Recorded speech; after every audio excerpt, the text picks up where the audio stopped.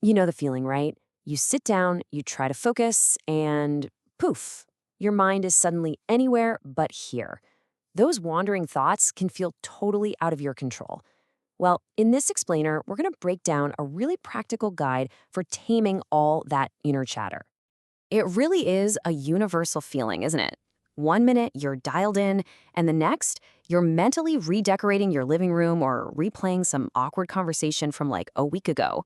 We're about to dive into why that happens, and more importantly, give you the tools to gently guide your focus right back to where you want it. So let's start with this core idea of thought worlds. Just think of your mind as this little movie studio in your head, and it's constantly producing stories. Now, sometimes that's awesome, like daydreaming about a vacation. But a lot of the time, these little movies trap us in these loops of worry or regret. The goal here is to learn how to grab the remote control for your own mind. Okay, so how do we start? Where do you even begin? If you're new to all this, there is one foundational technique that works like an absolute charm. Think of this as the first exercise, building up that mental muscle. The rule itself is incredibly simple, but its real power is in the repetition. Anytime a thought pops up that isn't about your breath, you just gently let it go. The key here really is the attitude. It's kind of like training a puppy. You wouldn't yell at it for wandering off, right? You just kindly and consistently guide it back. And every single time you do that, that mental muscle gets just a little bit stronger. But what about those important thoughts? You know the ones, the deadlines, that email you totally forgot to send. Instead of letting them hijack your focus, just acknowledge them. Keep a notepad nearby, quickly jot them down to deal with later, and then consciously return your attention. This simple little act creates this crucial separation, and it puts you back in the driver's seat, not your to-do list. Okay, so once you've got the basics down, it's time to build out your mental toolbox. We're going to walk through 5 totally distinct strategies, and each one is designed for a different kind of mental distraction. So here's the roadmap for our mental toolbox. We're going to start with the gentlest approach, just coming back to the breath. Then we'll move through analyzing thoughts, ignoring them, even physically relaxing them, all the way up to a kind of brute force method for those super stubborn distractions. Let's get into tool number 1. Our first strategy is explained perfectly with this inchworm analogy. So picture your focus like an inchworm. One end is anchored to a leaf. That's your breath. The other end is your mind, just waving around looking for some new thought to grab onto. Your job is to notice that waving part as early as you can. Seriously, the sooner you catch it, the easier it is to guide it right back to the stability of the breath. Next up in our toolbox is becoming a detective of your own mind. Instead of just trying to push a thought away, just pause for a second and investigate it. Ask yourself some simple questions. Is this actually helpful?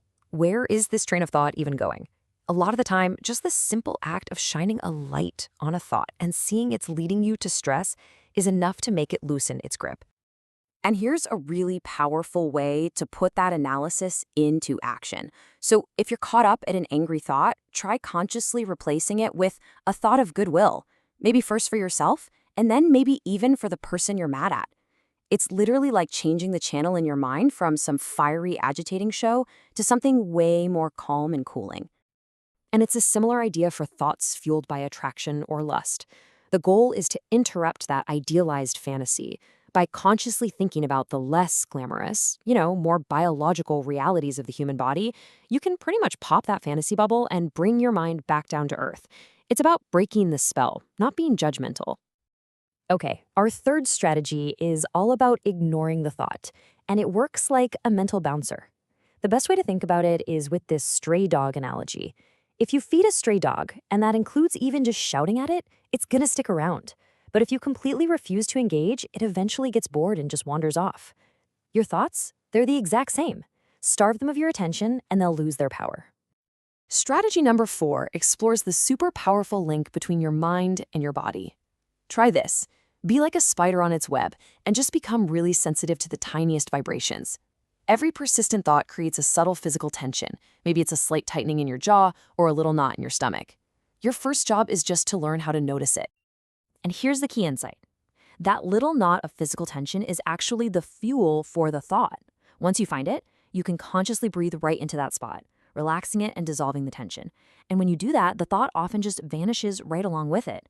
You're basically unplugging the thought from its power source. And finally, we have strategy number 5.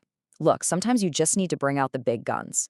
For those incredibly sticky, stubborn thoughts that just will not quit, it is perfectly okay to use a more direct, brute force approach to just shut them down. This can look like a few different things. You could repeat a single word or a mantra over and over until it just crowds out that unwanted thought. Or you could use a physical cue, like pressing your tongue firmly against the roof of your mouth, just to interrupt the mental pattern. The goal here isn't to be elegant, it's just to be effective. Find what works to break the loop. Now, before we wrap up, there is a really, really important distinction we need to make, because sometimes our inability to focus isn't quite what it seems. This difference is so critical. If your mind is agitated and jumpy, that's restlessness. That is when you reach for your mental toolbox. But if your mind is foggy and just plain tired, that's drowsiness. Fighting it is pointless. It's like trying to run a marathon with no sleep. The most skillful response here isn't another tool. It's just permission to rest. So we filled our mental toolbox. Now for the final and honestly most important step, figuring out how to actually use these tools in your day-to-day life. So let's quickly review the tools at your disposal. You've got the gentle inchworm for redirection, the investigative analyst to understand a thought, the dismissive bouncer to just ignore it, the sensitive spider to release its physical tension, and finally the big gun when you just need to shut it down. As you start using these tools, it is so crucial to remember that this is a practice, not a performance. Some days your mind is going to be a calm lake. Other days it's going to be a stormy ocean.